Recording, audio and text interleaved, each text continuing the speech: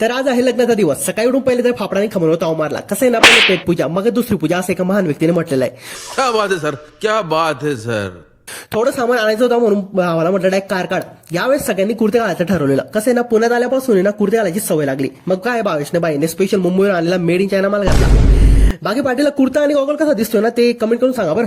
तयारी करतो तोपर्यंत इकडे फेटे बांधायचं काम सुरू झालेलं. पेटेवाल्याला म्हटलं हमरा फेटा लगाओ हमको.